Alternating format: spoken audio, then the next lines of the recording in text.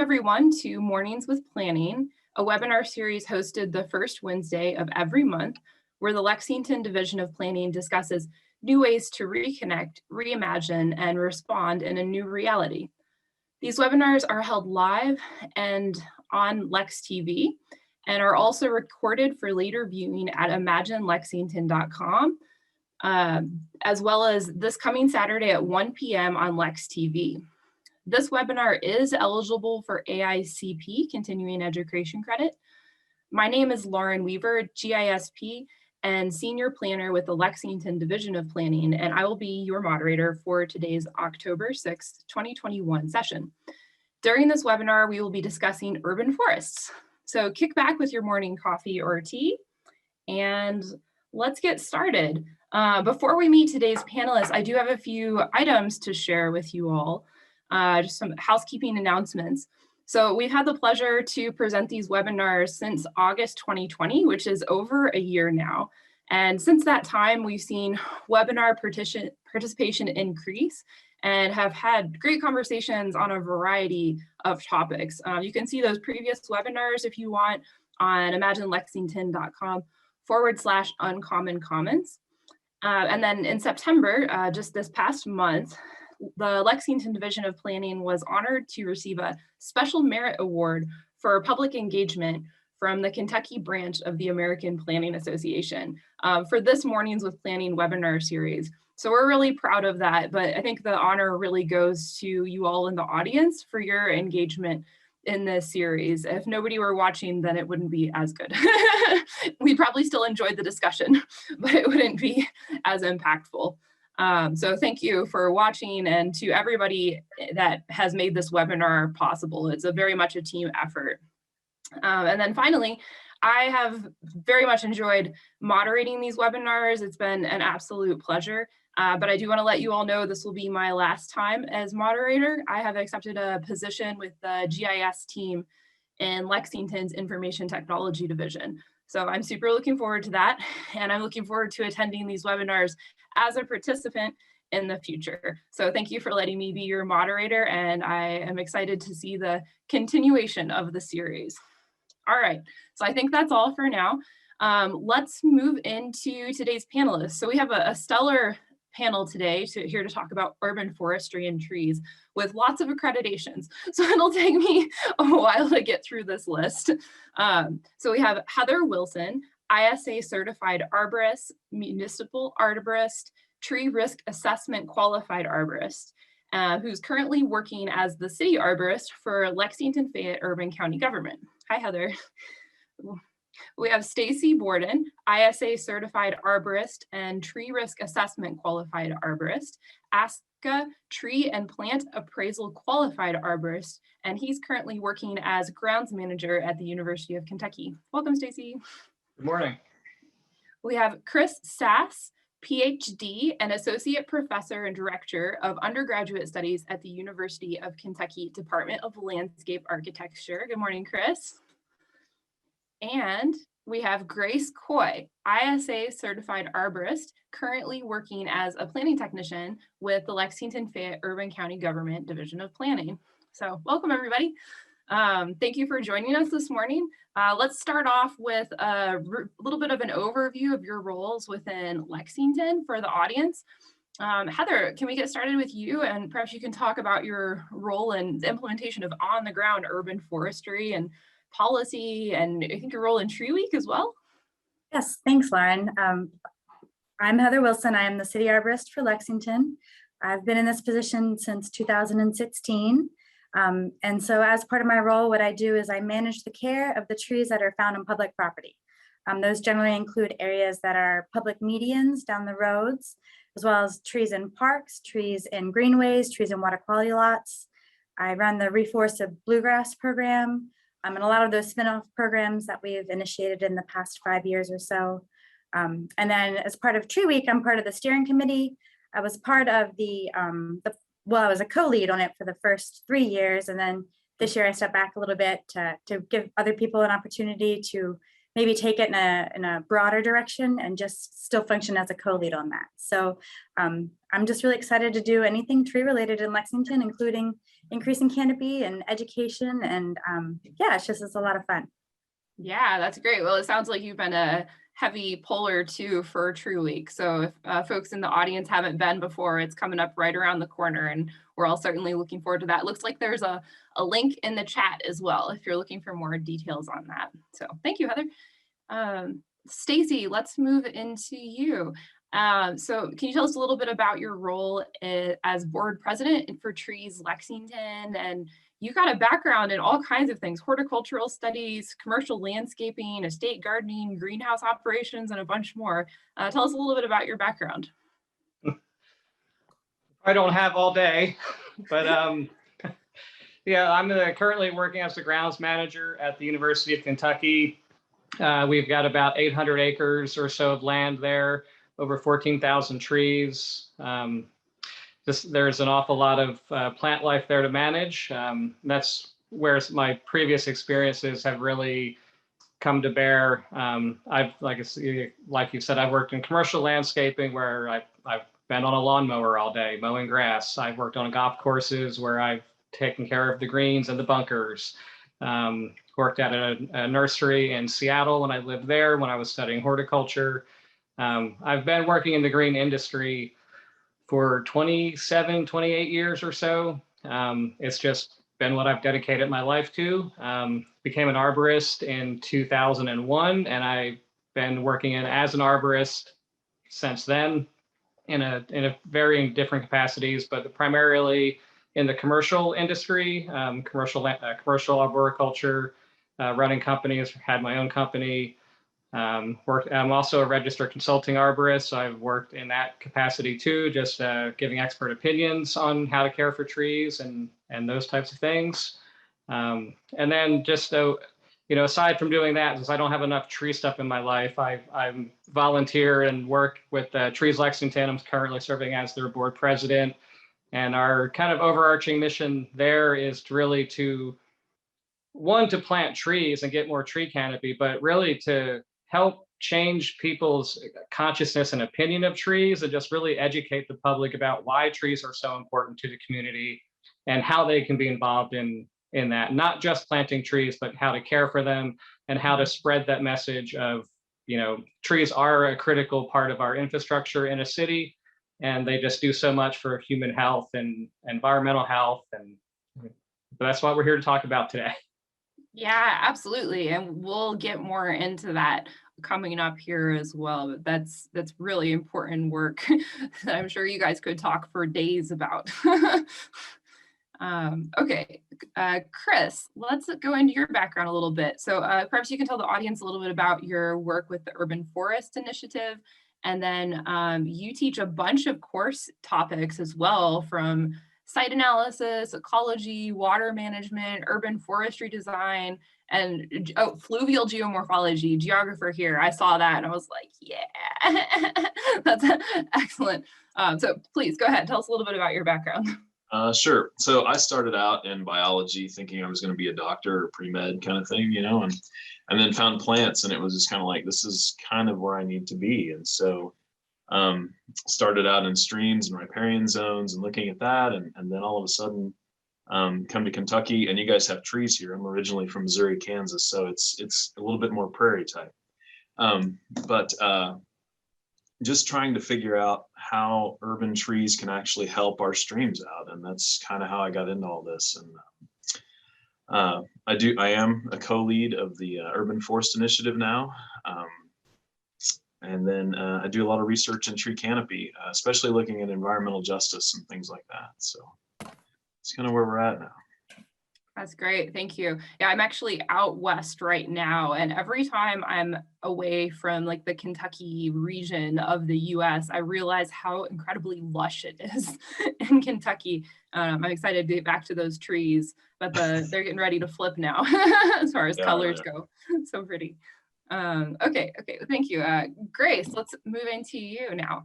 So can you tell us a little bit about your studies in natural resources and environmental science and your role in planning, which is a confluence of many different things, from urban design and planning to geography and social justice and more?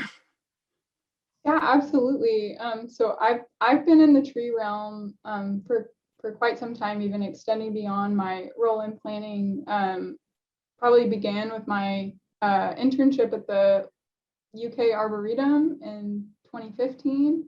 That's where I really got my hands in the ground and started, connecting with nature on that level and learning about urban environments, urban ecology, and all of that stuff. But yeah, I got my undergraduate degree in natural resources and environmental science. Enrolled that right into a job with the Urban Forest Initiative, with whom I worked with that team for a while, and got my arborist certification. And then since my job there, I've been in planning, which, as you said, is a great place for a generalist in terms of learning about the different realms that intersect when you are living in an urban community. And trees are a huge part of that. And that's always been a really valuable piece that I feel like at varying degrees I've been able to kind of inject in my role here. Much of my day-to-day work doesn't necessarily focus on trees, but there are certainly seasons where it comes up, and my role as an arborist has been able to shine. And I've continued work in the community and doing community advocacy.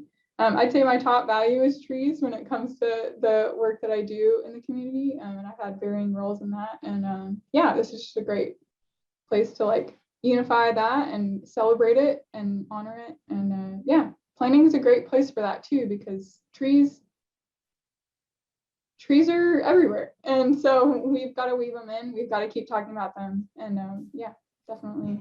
Yeah. Thanks. Well, we'll get more into that as we move forward too.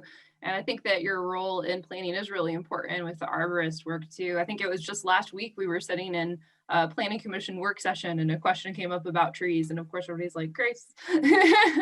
Yeah, so it's good to have representation from so many different disciplines. And what I've learned about tree people is that you often are very interdisciplinary across the board. I mean, just reading about each of your backgrounds and bios and the amount of things that you've studied and are working in, I think it really is a testament to the amount of impact that trees can have on everyday life. At the end of the day, we're just mammals, so we need trees. Yeah, all right, well, let's move into questions. We received a bunch of questions from registrants. If people are attending through Zoom, those have been integrated into the questions coming here in a second. So thanks for sharing your thoughts and your curiosities. We heard a bunch of stuff, and so I'd just like to kind of read through that. A few of the things that we heard from the registration. We heard that you're seeking to learn about the importance of the urban tree canopy, that you want to know how Lexington is sustaining and growing the urban tree canopy. You're seeking to understand the role of regulations for trees in our community. You're aware already of the benefits of trees on things like urban heat islands, for example. And you'd like to become better advocates for tree protection, which is always an asset. So panelists, you have some advocates on the other end looking for good talking points.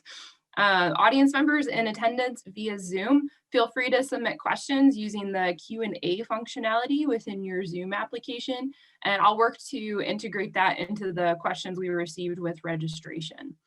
All right, well, with that, let's get started. This first question is a kickoff question for all of you, or for each of you, I should say. What is something you love about trees? Maybe we can start with Heather. Sure, thanks.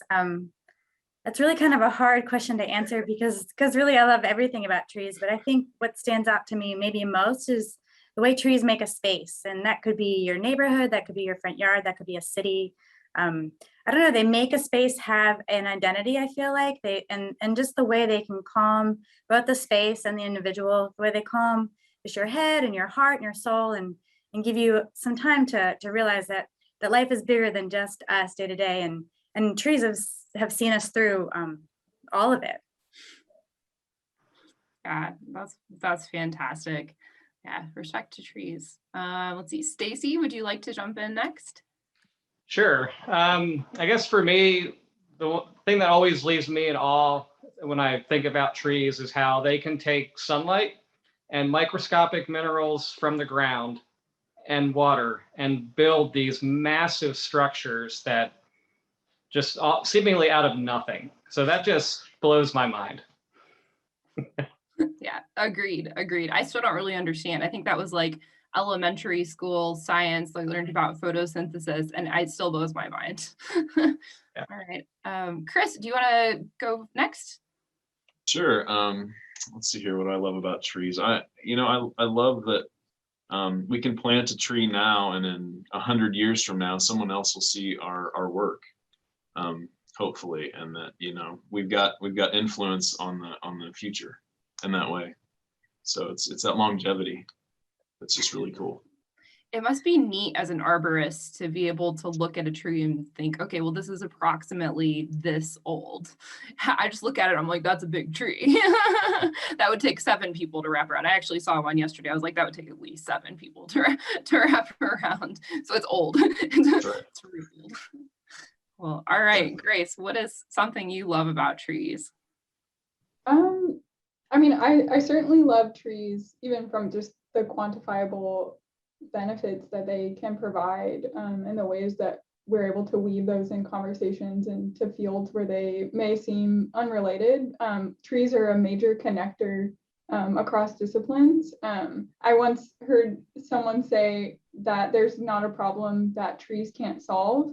And while that is like a major generalization, like I do think that kind of speaks to trees not only being a major connector between different challenges that we're facing, but also how trees also symbolize a very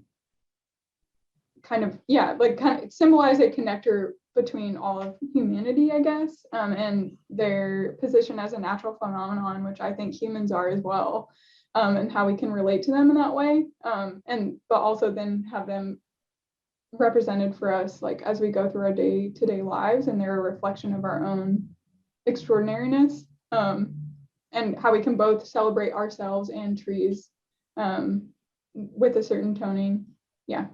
Please for that. Yeah, absolutely.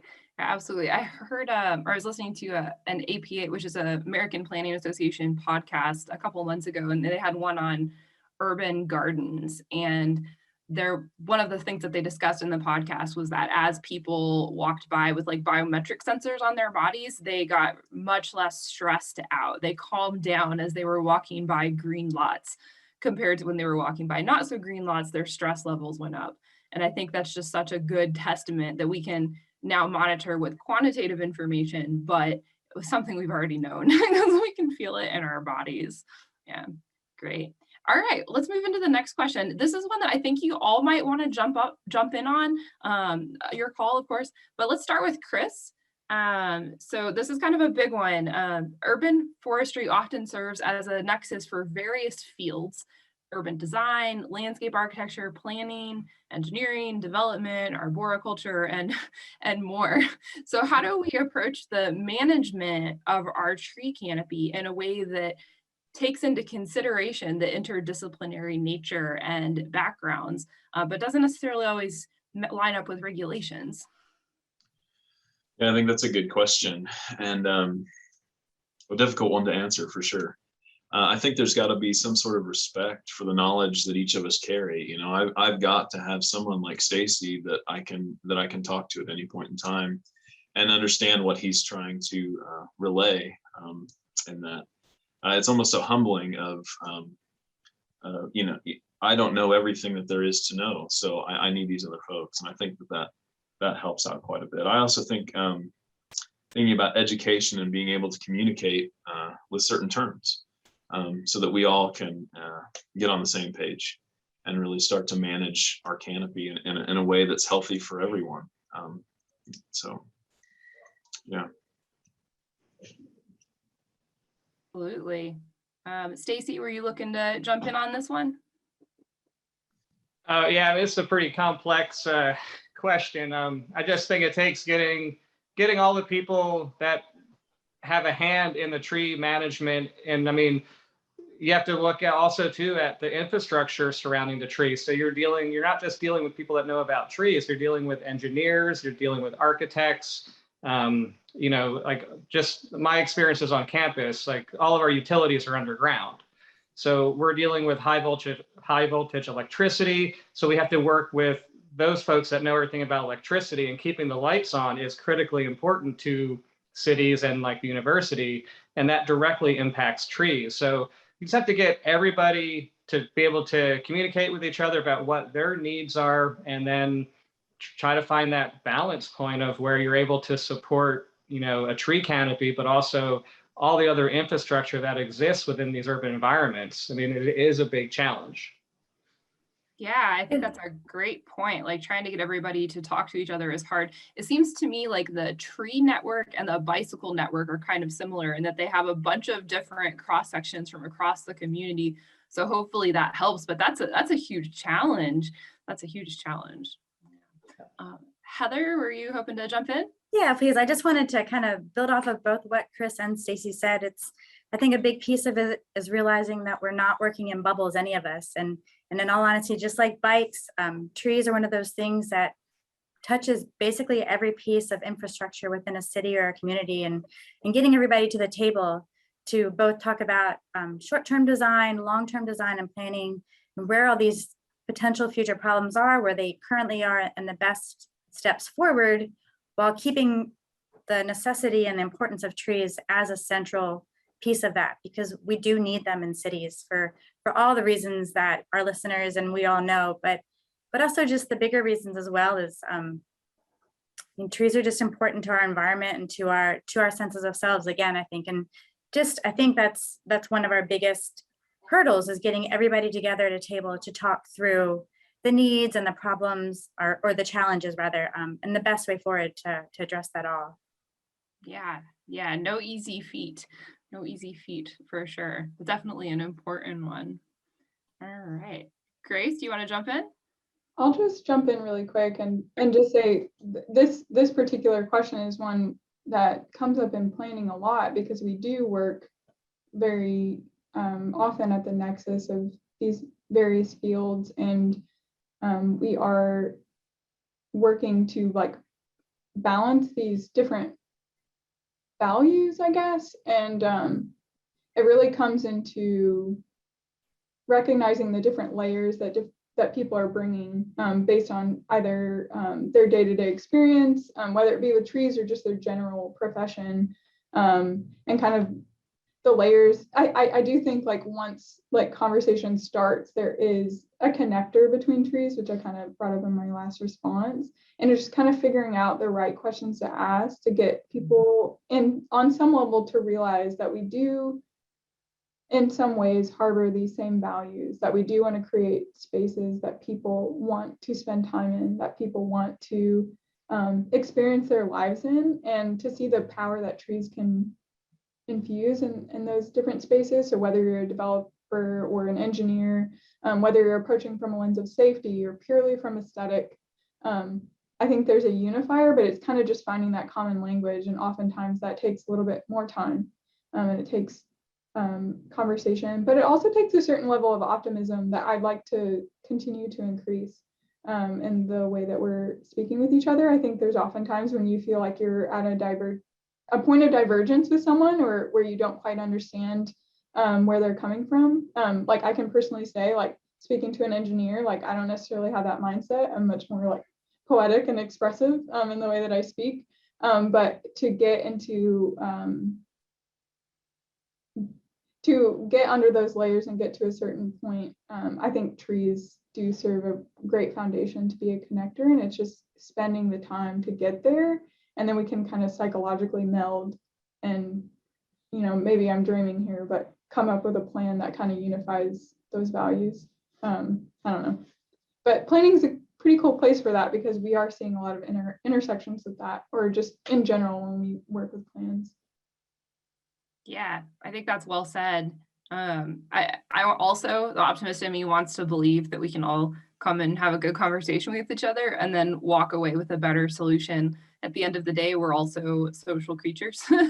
So the amount of work that my brain can do, which I don't know much about trees at all, so my brain would not be the good one, but I know that I like trees and I like sitting under them. So getting all of those voices around can provide a better solution than just one person sitting somewhere without seeing the tree or the plan or the actual site layout. All right. This next one, let's start off with Stacy. And on all of the rest of these, I'm going to direct it to one person starting off. But if you have something you'd like to share on the question, please jump in. But we'll start with this one with Stacy. So Stacy, what factors do you consider to be important when considering like canopy establishment and survival in an urban setting? I understand a lot of trees are planted, but they don't actually survive, unfortunately. And how do we approach that? Like what regulations can help ensure that this canopy can grow and be sustainable? Great question. Soil. It's all about soil. I mean, we love trees, but we can't have trees if we don't have soil. So anytime we're, looking at planning new sites, new developments, new buildings, new parking lots, anything that we're going to build, we really need to have trees at the beginning of that conversation. So if the idea is that, oh, we want to have a tree-lined street downtown, well, what is it going to take to actually grow a tree? You need soil. You need soil volume. So there are matrices, and like the research has been done. We know how much soil volume a tree needs to get to a certain size. So if you know that you want to have a 24-inch diameter tree, you need a certain amount of soil volume to sustain that. So if that's the vision, to have a tree-lined street, and you don't engineer that street to have soil volume under those sidewalks, under those roads, it can all be done, but it's expensive to build that infrastructure in. And that's where a lot of these things just get cut, because they're looking at cost cutting and savings. They got to bring the budgets down at the forefront of the project. So trees are often the first thing to get cut, or they're really not even considered in the first place. They'll just build a 10-foot by 10-foot square in the middle of an urban concrete area, and that may only have a foot of soil, and they'll say, we'll put a tree in there. That tree might live for 5 years, 10 if you're lucky, but then it dies, and then you don't have a tree canopy. So we know how important trees are and all of the myriad benefits that we get from trees. I'm not just talking about like how they make you feel, and they might shade a sidewalk, but like they're intercepting stormwater. So they're part of our stormwater infrastructure. And if you engineer a soil volume for a tree in an urban environment, that engineered soil volume is also part of the stormwater infrastructure. So you got to put trees first, and they really should be the most important thing at the beginning of any project, whether there are no trees at all and you want to have trees, or if you have existing trees, it's really important to protect and save those trees. That should be the limiting factor of a site's design. We have a big mature tree here. Let's put our money where our mouth is. Let's say that tree is important. We cannot interfere with that tree's root system. You cannot build there. Like, we have to, as a society, we really need to put trees first and think about, what all of the things that they do for us. It's not, like I said, it's not just one thing that they're doing. That storm sewer line is doing one thing. That's it. It's all it does. It moves stormwater. But a tree helps with stormwater. It helps with the heating, the cooling, energy savings. It's pulling in carbons, pulling in toxins, pollutants out of the air. They just do so much. We should give them first billing. So I'll let somebody else talk to. Yeah, thanks for that. And I definitely want other people to jump in. I think that what you alluded to, and like the value of trees beyond just a financial consideration in a development, for example, is really important, because it's kind of short-sighted to say, okay, I just want this money, but ignore like the benefits package, if you will, to bring it onto a non-tree level. Let me just throw one more thing while it just popped in my mind. When you think about trees as infrastructure, a tree is the only infrastructure that will increase in its benefits and value over time. If you put in a storm sewer system, it begins to degrade immediately, and it only has a finite span of existence and performance. But the longer a tree is growing, its performance increases. It absorbs more, it infiltrates more water, it does more for us the longer it's in the landscape. And no other infrastructure does that. That's a great point. I never thought about it like that. Heather, would you like to chime in here? Well, I think Stacy covered a lot right there, which is all completely valid, and I encourage everyone to go look more into that, and especially his last point about how the longer a tree is in our system, the more benefit it gives to us. We think about engineering, and I'm going to say trees are engineered to do this stuff, but trees just are. That's what they do. So there's no people influence with what a tree does. It's like saying that's its role in life. But thinking outside of concrete medians and areas like that, and how to grow our urban canopy, in Lexington, the majority of the spaces that are available for planting to increase new canopy, I'm not talking necessarily about maintaining and encouraging our existing trees to continue to grow, because that's a whole other piece, which is insanely important. But thinking about planting and encouraging and enabling new trees to grow is making sure that it's planted correctly, that you have the right tree for the right space that you're trying to plant into. And then, making sure that you care for that tree, especially in the beginning couple of years of its life. When you think about a tree that you're planting in your ground, it was growing somewhere else, and then it was dug out of that space, meaning that it lost a lot of roots in that process. And so once you put a new tree into the ground, it has to regain all those roots that it lost, which is a feat. So making sure that you've got the right tree to the right space. Soil is the number one important piece of growing a healthy tree and keeping it alive for a long time. And then making sure that that tree gets the appropriate amount of water, make sure it's going into the appropriate amount of sunlight.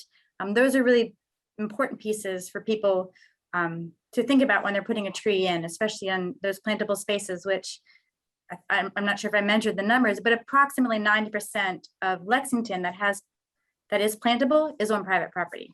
So that's a really important piece for growing our Lexington's urban canopy.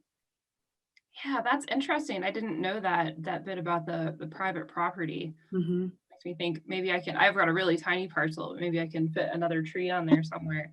So Heather, can we stay with you and talk more about that right tree, right place concept? And Sure. So we've talked about soil volume already and water and maintenance.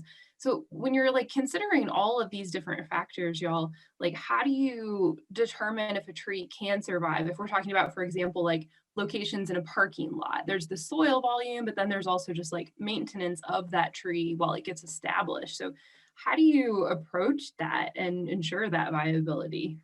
Right tree, right place. Sure. Yeah. Well, the number one thing, again, I look at is the amount of growing space it has, so the amount of soil. The very next thing I look at is above the tree where it's growing, to make sure that there are no overhead obstacles, namely power lines.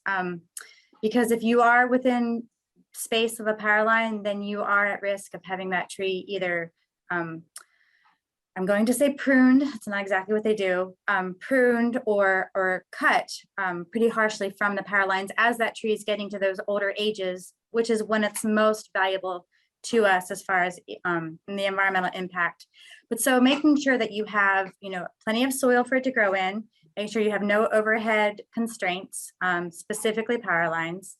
And then also making sure that you're putting the right kind of tree into the right kind of, so sunshade area. And my number one example for this is always flowering dogwood. It's one of our native trees. It is beautiful. Everyone loves flowering dogwood. You'd think it'd be perfect for under power lines. And it is, as long as it has afternoon shade. Flowering dogwood dies, fries, cannot handle that full harsh afternoon sun, especially in hot and dry areas. And so just making sure that you're putting an appropriate tree in regarding the kinds of needs that it has. Some plants require a wetter, more moist soil. Some plants require soil that drains really well. Some can handle being in a really wet area, and some can handle being in a really dry area. And the amount of sun hitting them throughout the day, the different times of day, is really important. So just making sure that you go and study the tree that you're interested in. And there's all kinds of good information out there about the different species. I recommend going to, one of our national arboretums or to an extension page, a valid source. The nurseries can also sometimes give you good information, but they're also trying to sell a tree. So I do recommend going to, university information or one of our national arboretums to find out the information. But just take a little time. It's easy, it's all out there, and make sure that you have the right space for the tree you're interested in.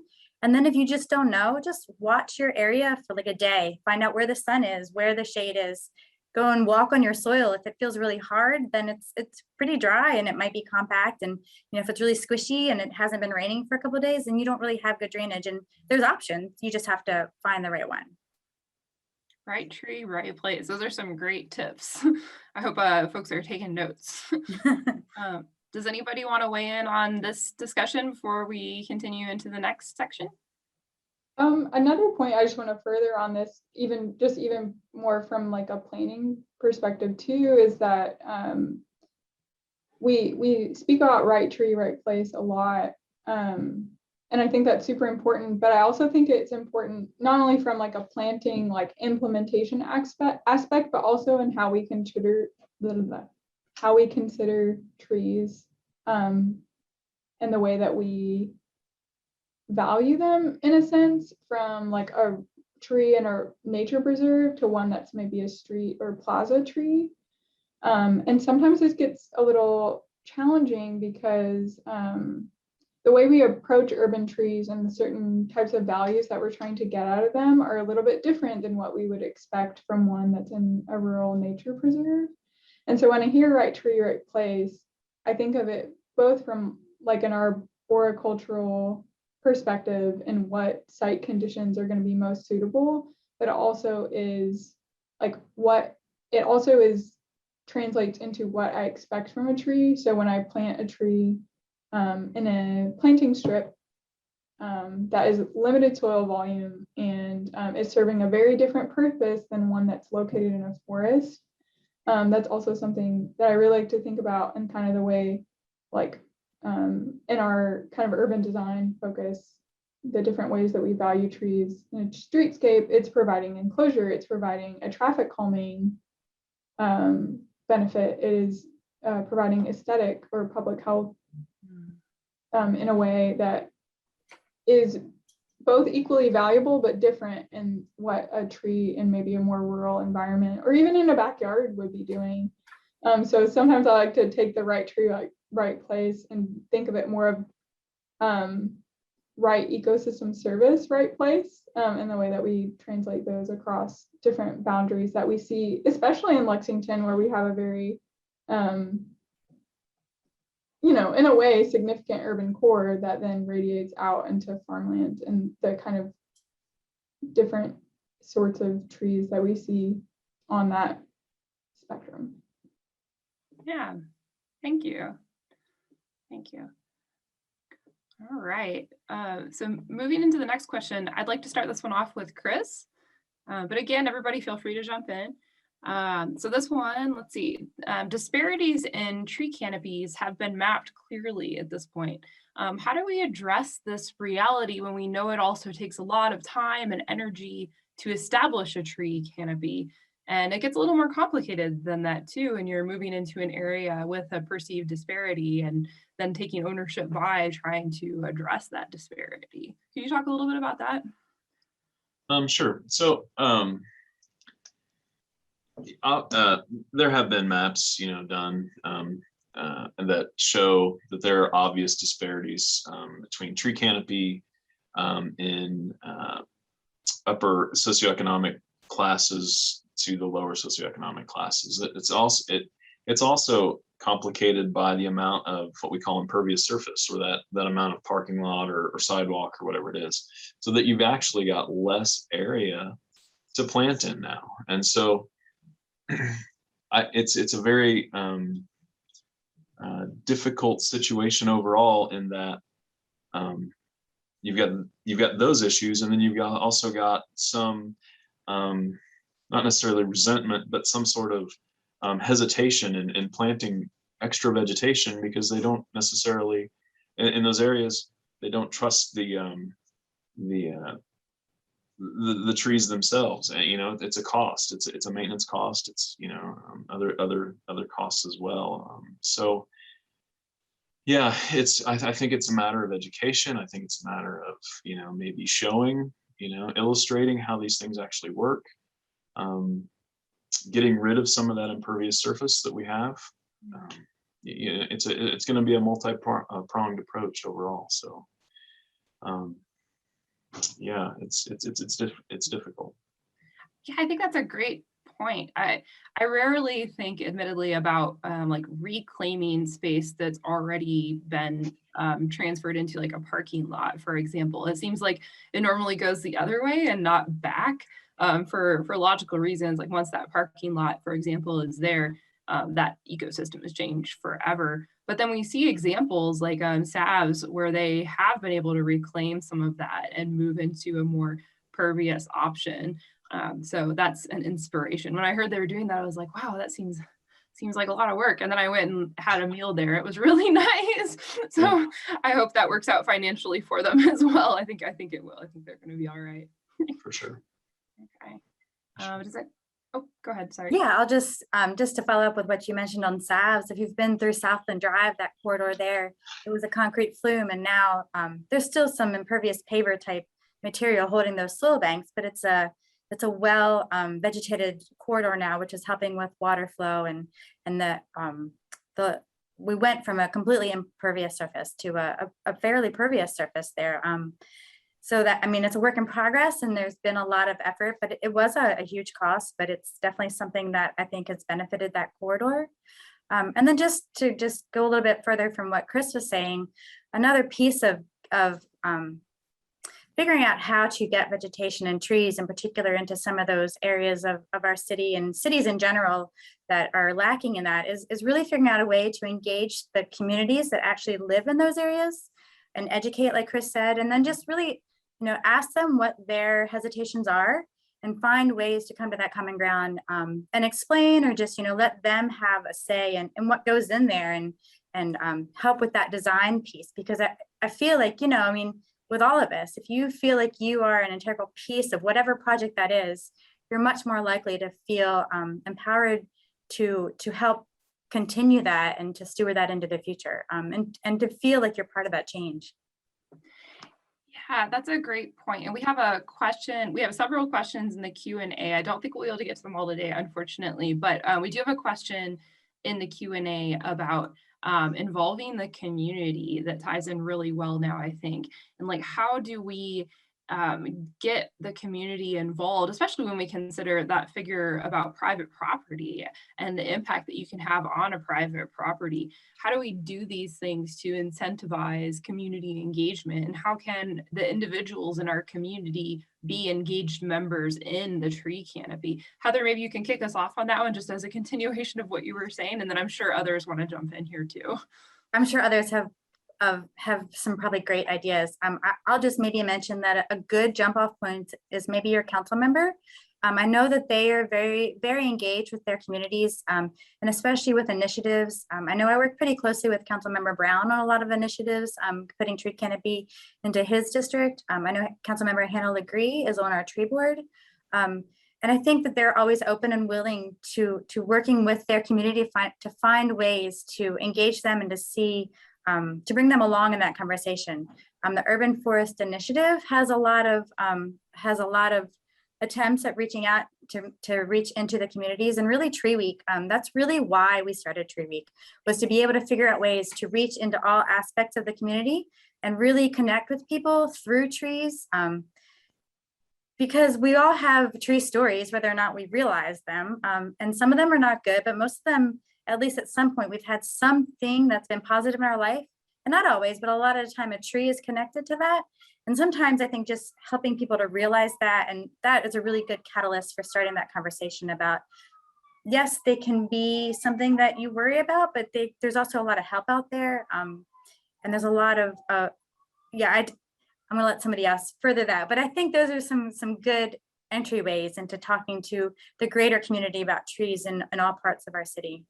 Yeah, that's great, Heather. And I think that gets to some of the points that have already been made of like the value of the trees and the right tree, right place, where one tree in one place might require a lot more maintenance, but if it were placed in like the soft ground, then maybe it would be fine, or vice versa. Yeah, so I'd like to hear more from others too about how to incentivize and regulate things for the betterment and where that affects individuals in the community. Stacy, were you wanting to hop in there?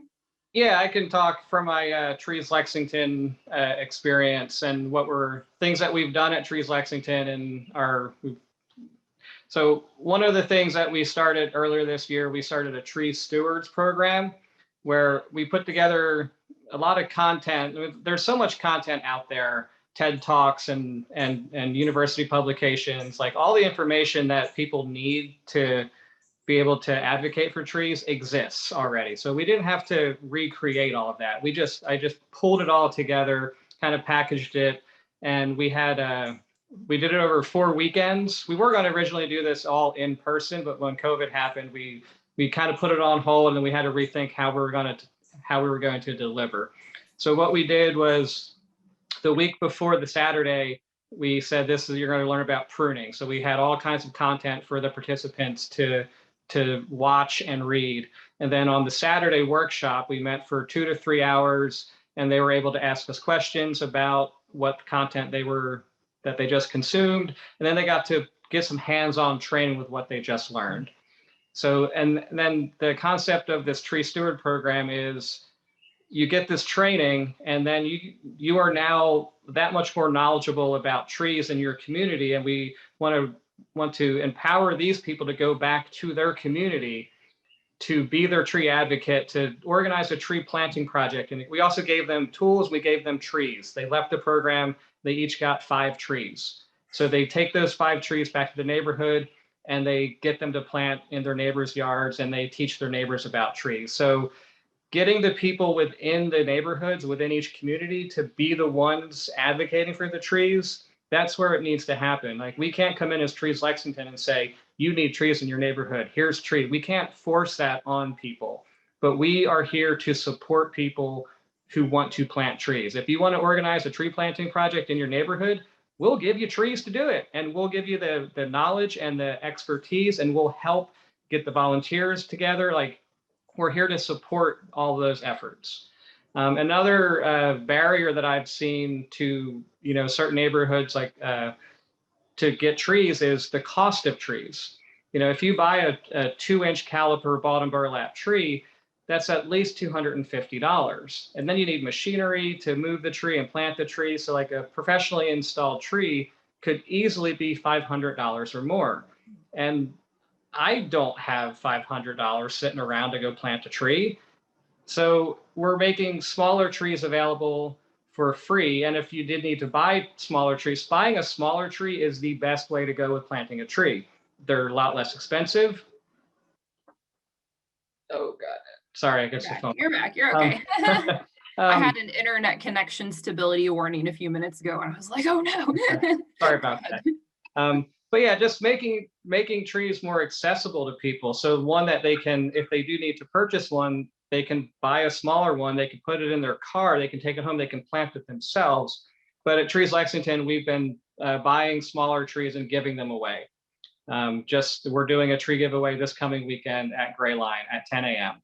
So we're going to have about 150 or so trees, all native trees, and different sizes. But yeah, so people in the community need to want trees, and they need to take that to their community. They need to convince their neighbors. And as a nonprofit organization, that's what Trees Lexington is here to support those efforts. That's great. I hope everybody is adequately caffeinated now and caught that free trees 10 a.m. this Saturday at Gray Line. Did I get that right? Yeah. Yeah. So one great way to help with the urban canopy is to go join them this Saturday and get in touch with your community. Chris, you want to chime in there? Yeah, I was just, thinking about how we can get the community involved. I think it starts at an early age, especially, I remember as a kid in the 80s, and I know I'm dating myself, but, one of the things was give a hoot, don't pollute, right? And what was the other one? Reduce, reuse, recycle. And those are the things that they really tried to hit in your head. And so if there's, some way that we can start to talk about trees and planting trees and things like that with the education system early on, I don't know, like don't be a flea, plant a tree, or something, whatever it is, some goofy thing. Kids will remember that, and then they'll start to engage their parents and their communities, and we can start to maybe hopefully get into those communities as well. So I think that's where it starts. That's great. Yeah, that's great. And there's a question we might get to here about, well, we'll hold off on that. Grace, did you want to chime in? Go ahead. I just want to say just a couple things that kind of piggyback on what everybody has been saying, which is that a lot of the challenge of getting people involved, or where people are asking how they can get involved, is really on this like household scale. And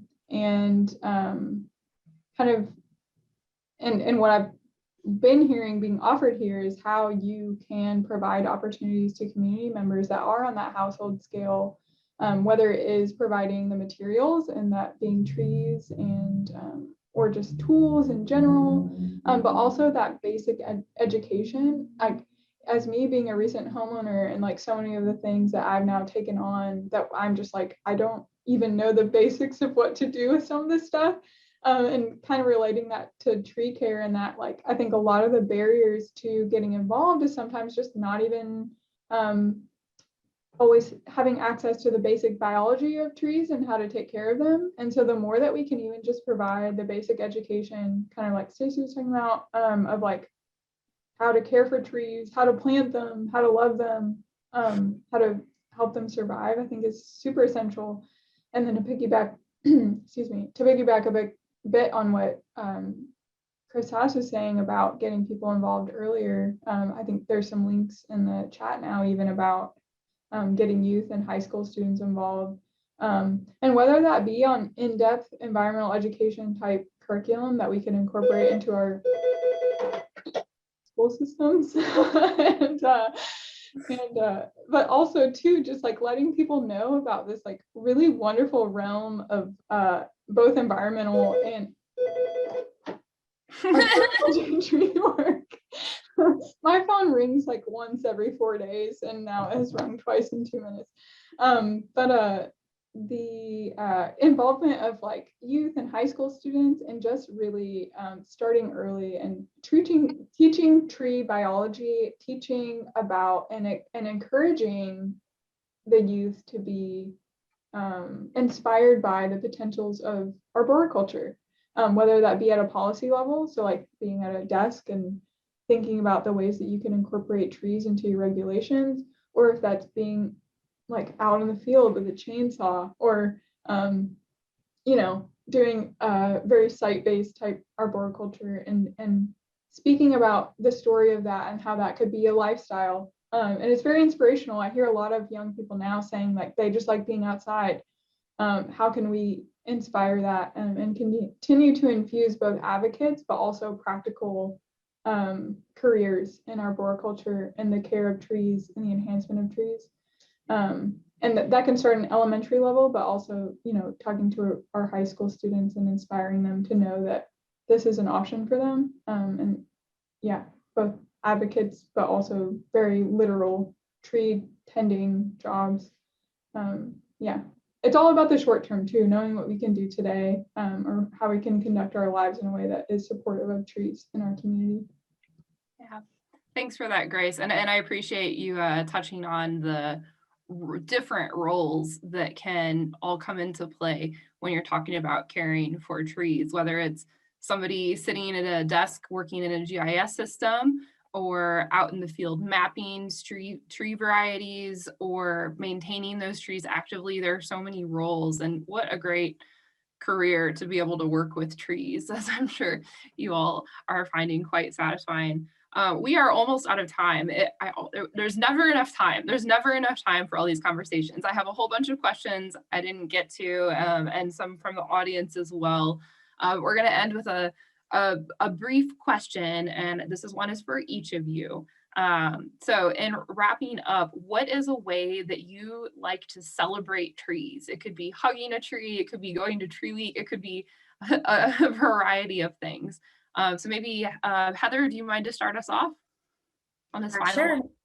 one? I think the way I celebrate trees, well, I have a lot of trees in my yard, and I go to the woods as much as possible, just to be out there and experience that, because it's different than being in the city with trees, which is vastly important.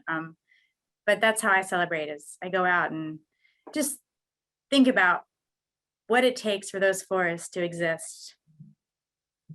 That's awesome. Yeah, that's awesome. And I want to plug real quick Raven Run, which is within Fayette County and is a wonderful place, very close to the urban area to get away and be amidst those trees. I think that's great advice. Yeah, Chris, and you can, go ahead. Sorry. sorry, I was saying, and you can really just pay attention to yourself once you walk into a place like Raven Run or McConnell Springs, and you'll feel different. It's just, it's really amazing. Yeah, I like feeling calmer even if my heartbeat is going up. Yeah. Chris, did you want to go next? Sure.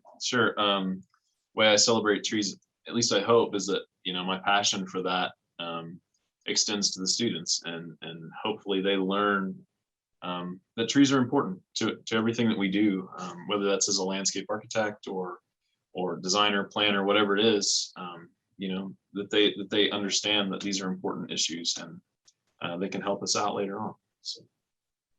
Yeah, thank you. Stacy, what about you? How do you like to celebrate trees? Good question. I really do enjoy working at UK and doing tree planting events, where just facilitating these tree planting events with students in the community and just seeing other people plant trees and hearing the conversations that people are having. And that, just when a student plants a tree and they go, I'm going to be able to watch this tree grow in the 4 years that I'm here. Like, that's just awesome to help facilitate those connections to other people to care about trees. But then just me personally, I really just like looking at trees.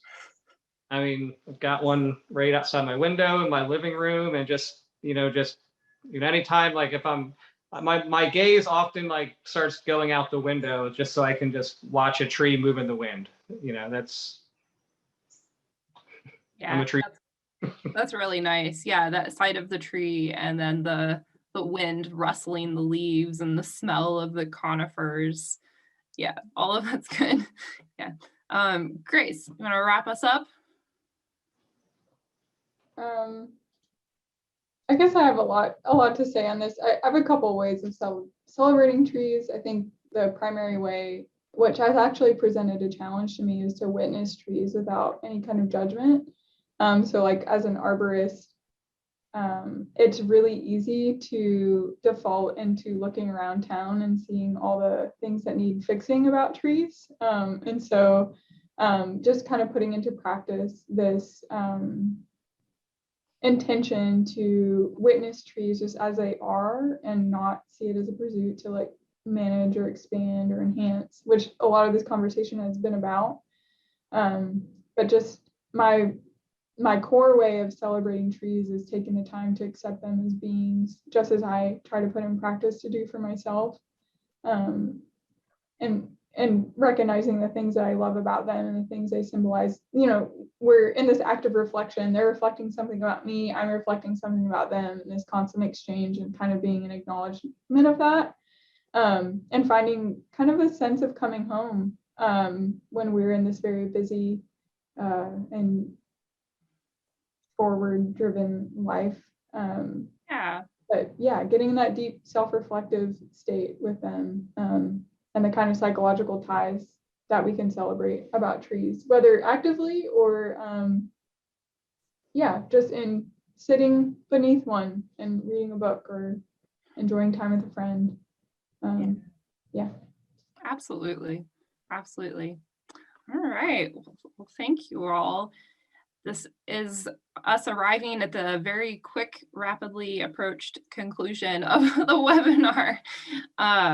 So now's a good time, audience members, to click on all of the links in the chat and also admire. I think I saw a Dr. Seuss quote in there. I'm quite a fan of Dr. Seuss, so maybe that was just in my daydreams, but I think I saw one in there.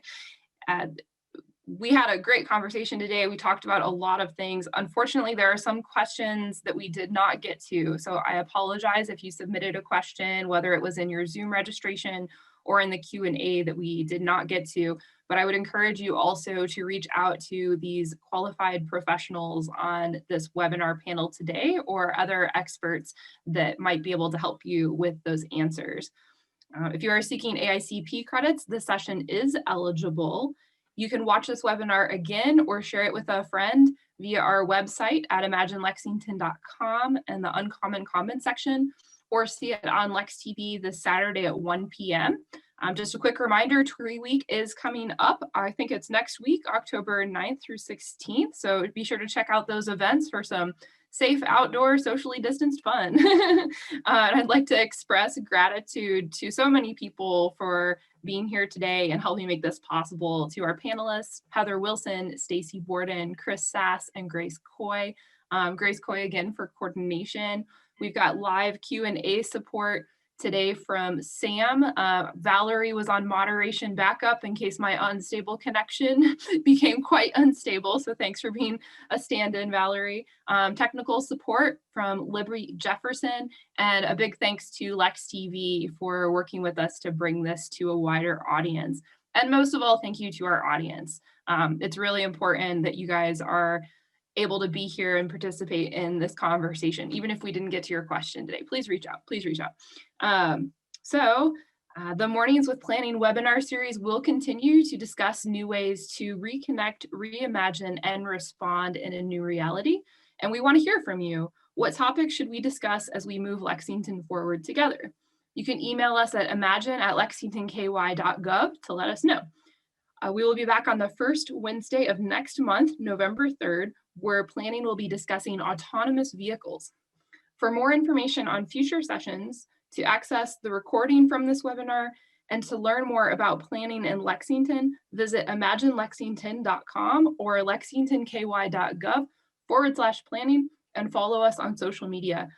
Thank you for spending your morning with us, and we'll see you next time. Bye, everybody.